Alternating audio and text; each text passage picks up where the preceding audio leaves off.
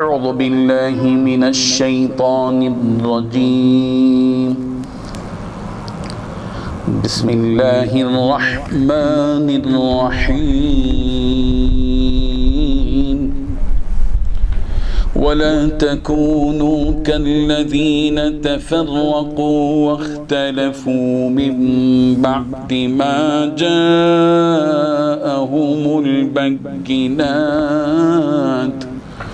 وأولئك لهم عذاب عظيم صدق اللہ العظیم۔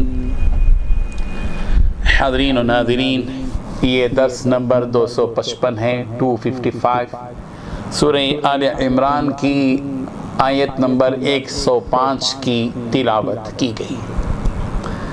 لفظی معنی یوں ہیں، وَلَا تَكُونُوا، اور تم نہ ہو جاؤ، کالذین، ان لوگوں کے مانند جو تفرقوا، جدا جدا ہو گئے، واختلفوا، اور انہوں نے اختلاف کیا، من بعد ما، اس چیز کے بعد کہ جاءہم، آ گئے ان کے پاس، البینات، واضح دلیلیں، واولئک، اور یہ لوگ ہی ہیں کہ لہم، ان کے لیے ہے، عذاب عظیم، بہت بڑا عذاب۔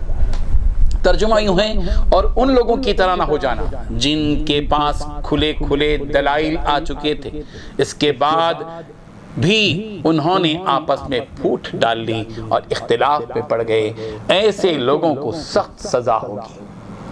بزرگان محترم، پچھلی آیت میں اللہ تبارک و تعالیٰ نے مسلمانوں کو وَاعْتَصِمُوا بِحَبْلِ اللَّهِ جَمِيعًا حکم دیا کہ تم اللہ کی رسی کو مضبوطی سے تھام لو، وَلَا تَفَرَّقُوا، تفرقہ پیدا مت کرو۔ پھر حکم دیا گیا کہ تم میں ایک ایسی جماعت ہونی چاہیے جو بھلائی کی طرف بلائے۔ پھر اس کے بعد کہا جا رہا ہے، اور اس کے اندر تاکید در تاکید کی جا رہی ہے، مقصد یہی ہے کہ امت مسلمہ ایک ہو جائے، نیک ہو جائے۔ امت مسلمہ اتحاد اور اتفاق کا ایک گلدستہ بن جائے۔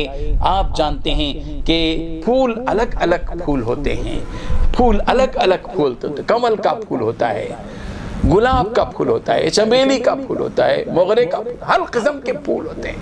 یہ پھول الگ الگ ہوتے ہیں، ظاہر ہے کہ ان کی اپنی اپنی خصوصیت ہے، لیکن کمال اس وقت میں ہوگا جب یہ سارے کے سارے پھول ایک گلدستے میں جمع ہو جائیں اور یہ تحفہ دینے کی بھی قابل ہو اور دیکھنے کی بھی قابل ہو، لوگ اس کو دیکھ کر اپنی نگاہیں اس کی طرف متوجہ رکھیں، ان کی محبت اس کے دل میں آ جائے۔ ہمیں ایک گلدستہ بننے کی ضرورت ہے، ہم پھول صرف بنے یہ کمال نہیں ہے، ہم گلدستہ بن جائیں یہ کمال ہے، اور اس آیت میں اسی کا مطالبہ ہے، وَلَا تَكُونُوا، تم لوگ ایسے مت ہو جاؤ، کالذین، ان لوگوں کی طرح مت ہو جاؤ، تفرقوا، جو جدا جدا ہو گئے۔ جینے کے دو طریقے ہیں، ایک طریقہ یہ کہ آدمی جدا جدا رہے، الگ الگ جا کر، سب بیٹھے ہوئے 10-12 آدمی، ایک آدمی الگ جا کر بیٹھ جائے، اور ایک آدمی الگ جا کر بیٹھ جائے، اور ایک آدمی الگ جا کر بیٹھ جائے۔ سب جدا جدا ہیں تو مزہ نہیں آئے گا، کیا مزہ آئے گا اس میں، اور کیا حقیقت باقی رہے گی؟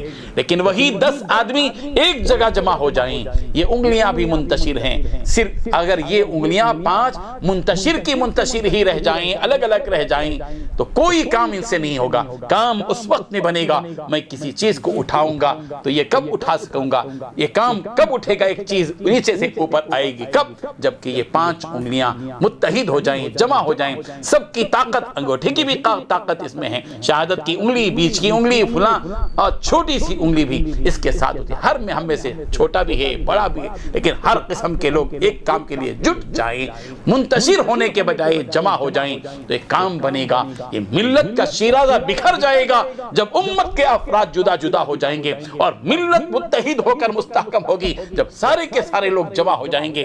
ہمارے اپنے اختلافات اپنی اپنی جگہ ہیں، لیکن یہ اختلافات ایسے نہیں ہے کہ ہم ان اختلافات کو بنیاد بنا کر آپس میں ایک دوسرے کے مخالف بن جائیں۔ اختلاف برا نہیں ہے، برا تو یہ ہے کہ آدمی ایک دوسرے کا مخالف ہو جائے۔ آج مخالفت کا میدان بنایا جا رہا ہے۔ اختلاف تو ہر زمانے میں رہا ہے، لیکن اختلاف کے بھی حدود ہوتے ہیں، اختلاف کے بھی آداب ہوتے ہیں۔ یہ نبی کریم حضرت محمد رسول اللہ صلی اللہ علیہ وسلم کی تعلیمات کا کمال ہے کہ آپ نے اختلاف کے بارے میں بھی حدود دیے، اختلاف کے بھی اصول بتائے، اختلاف کے بھی ضوابط بتائے، اختلاف کے بھی آداب بتائے۔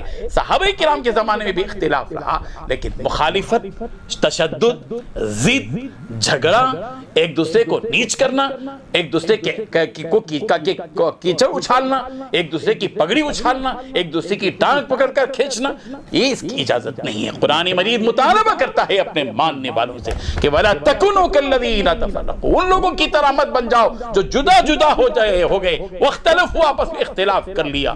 اور جو لوگ ایسا کریں گے اللہ تبارک و تعالیٰ نے سزا سنائی، وعید سنائی، وَأُولَئِكَ لَهُمْ عَذَابٌ عَظِيمٌ، جو لوگ اختلاف کریں گے امت کے اندر، مخالفتیں کریں گے، انتشار کا سبب اور ذریعہ بنیں گے، جڑے ہوئے لوگوں کو کاٹیں گے اور امت کا شیرازہ بکھیر کر رہ جائیں گے، ان لوگوں کو اللہ کی طرف سے دردناک عذاب ہوگا۔ اللہ تبارک و تعالیٰ ہمیں اس حقیقت کو سمجھنے کی توفیق عطا فرمائے۔ کمال یہ ہے کہ ہم سب مل کر جئیں، خوش رہیں، خوش رہیں اور خوش رکھیں آپس میں ایک دوسرے کے ساتھ، اتحاد کے ساتھ۔ جس موڑ تک ہم جا سکتے ہوں وہاں اتحاد کو ثابت رکھیں، اتحاد کے ساتھ رہیں، اتفاق کے ساتھ رہیں۔ اختلافات ایک ظاہر ہے کہ آدمی کے نیچ ہونے کی علامت ہے۔ اونچا انسان اونچا سوچتا ہے، اونچا انسان اس کا ہدف یہ ہوتا ہے کہ سب مل کر کام کریں۔ اللہ تبارک و تعالی ہمارے اندر یہ ہمت اور یہ قوت اور اس کے لیے وسائل اور اسباب پیدا فرمائے۔ وآخر دعوانا ان الحمد للہ رب العالمین۔